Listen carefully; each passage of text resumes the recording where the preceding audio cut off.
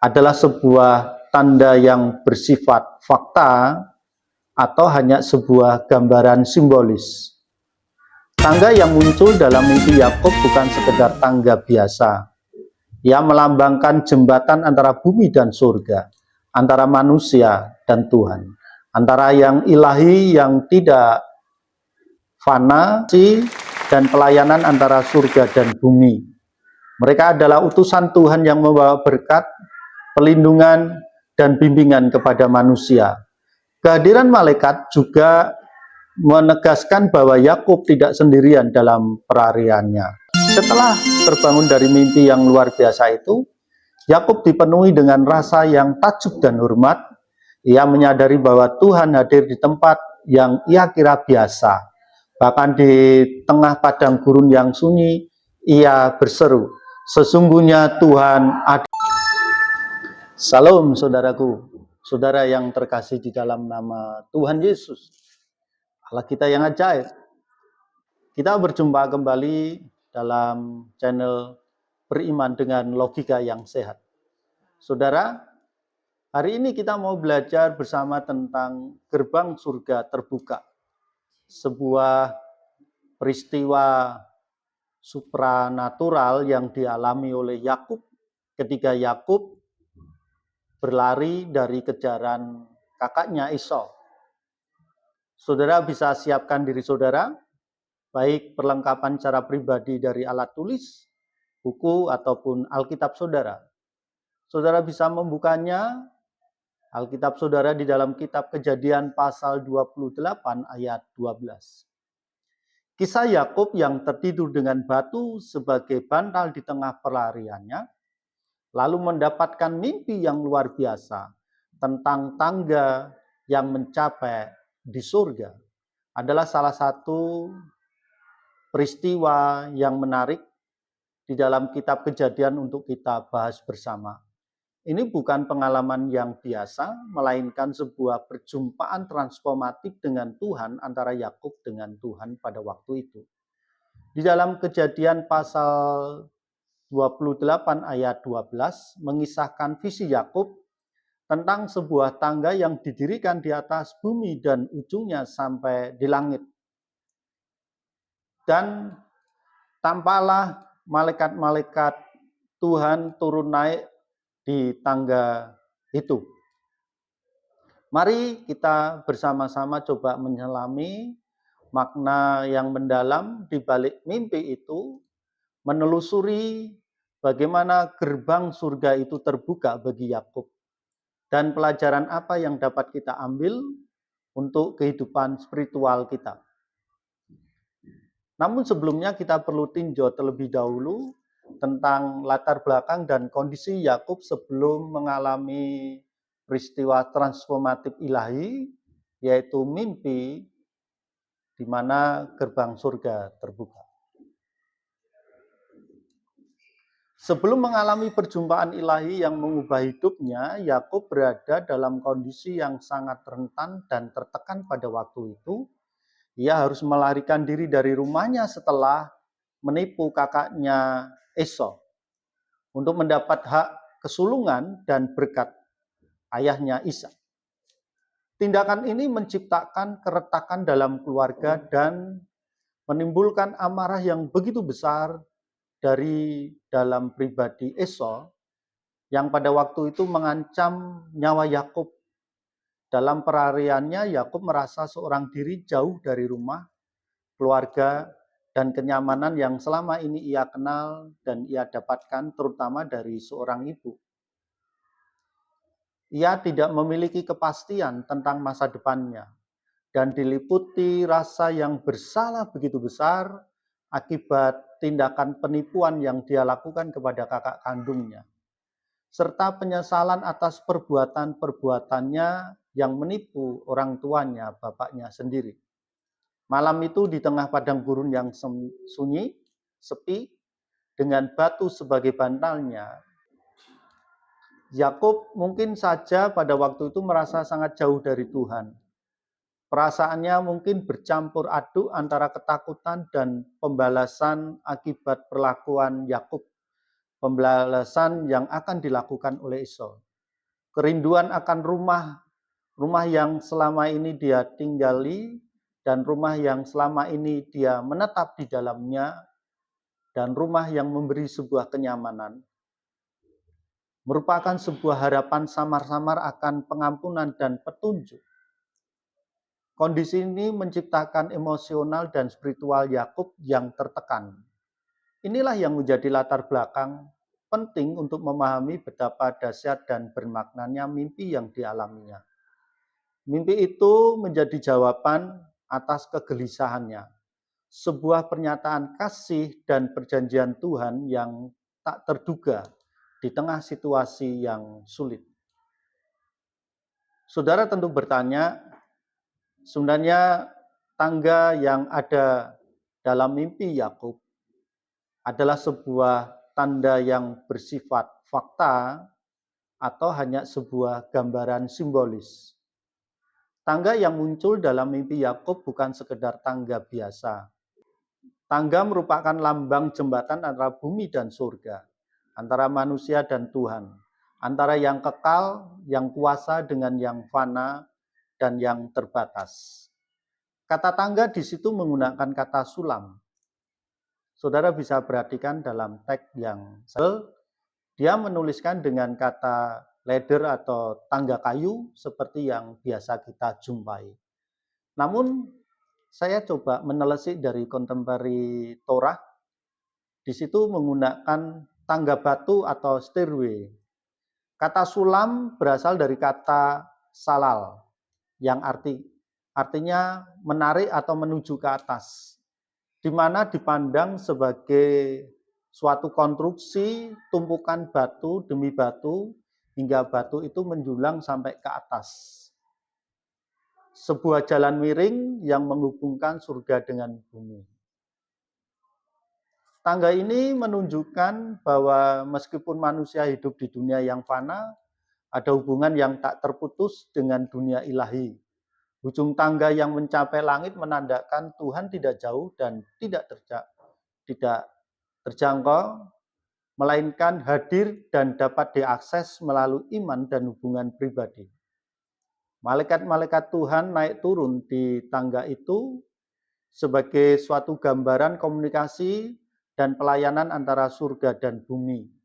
Mereka adalah utusan Tuhan yang membawa berkat, pelindungan, dan bimbingan kepada manusia. Kehadiran malaikat juga menegaskan bahwa Yakub tidak sendirian dalam pelariannya. Tuhan tetap menyertai dan mengirimkan para malaikatnya untuk menjaga. Simbolisme tangga dan malaikat ini memberikan harapan dan penghiburan bagi Yakub, meyakinkan bahwa ia tidak ditinggalkan oleh Tuhan. Meskipun berada dalam situasi yang sulit, mimpi ini menegaskan bahwa Tuhan selalu hadir dan siap menjangkau manusia yang mencari keberadaannya. Baiklah saudara, kalau begitu tangga adalah merupakan hal yang fakta sekaligus sebagai bentuk makna simbolisme atau makna rohani tentang keberadaan surga dan bumi yang dapat diakses oleh siapapun yang rindu mendapatkan kehadiran Tuhan.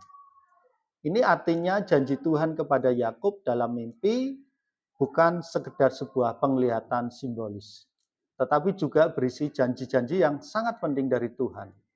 Dalam mimpi ini Tuhan menegaskan kembali perjanjiannya dengan Abraham dan Ishak, kakek dan ayah Yakub.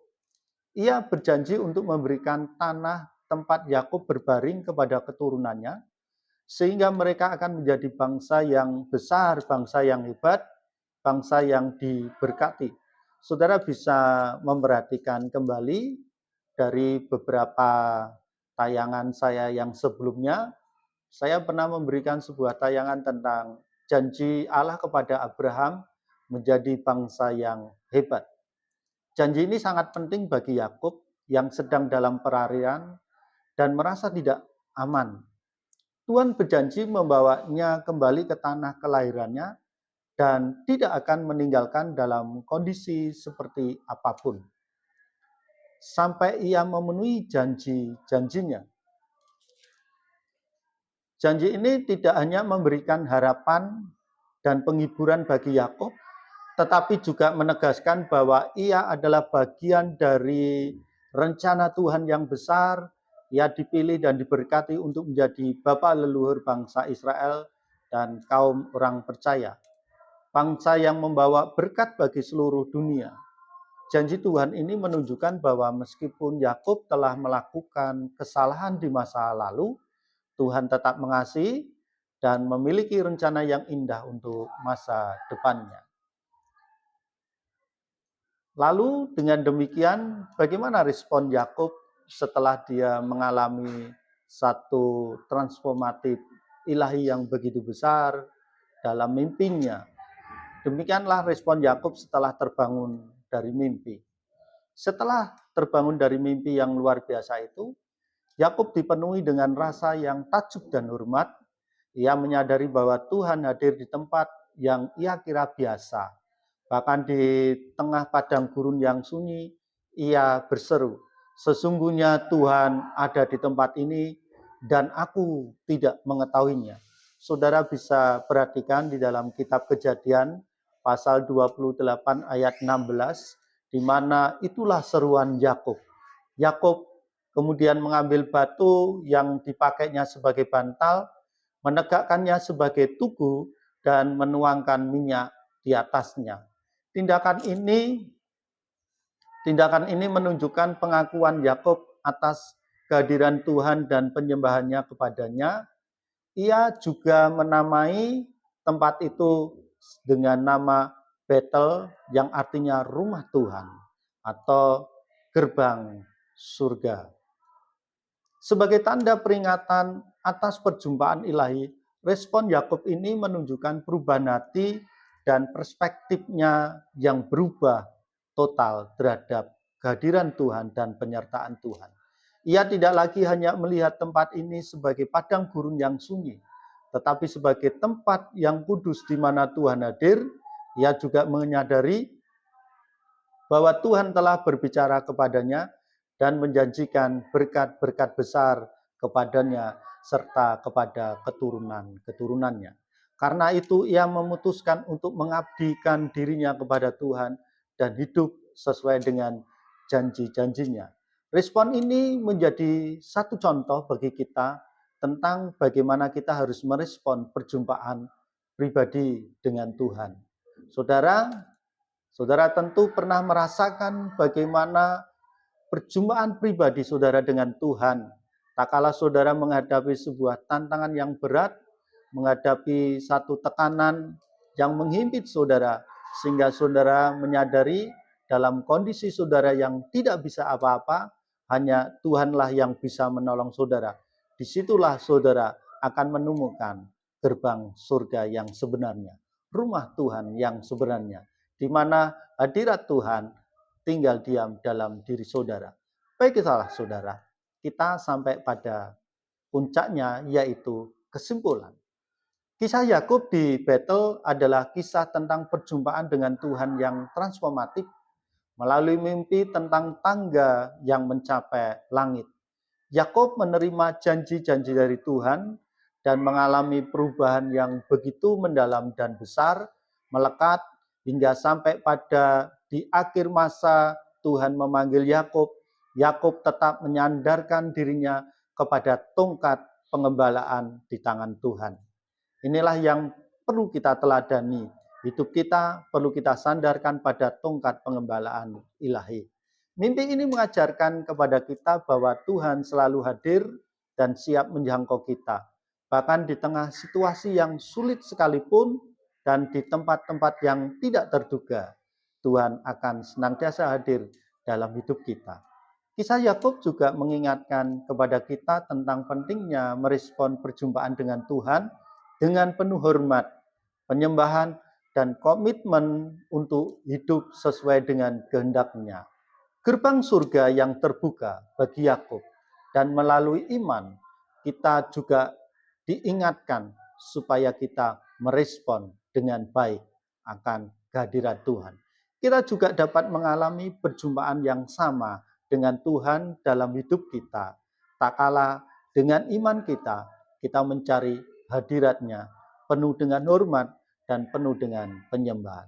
Demikianlah saudara, apa yang bisa saya bagikan tentang sebuah peristiwa yang ilahi, peristiwa yang bisa mengubah hidup Yakub menjadi bapak leluhur bangsa Israel dan kaum orang percaya.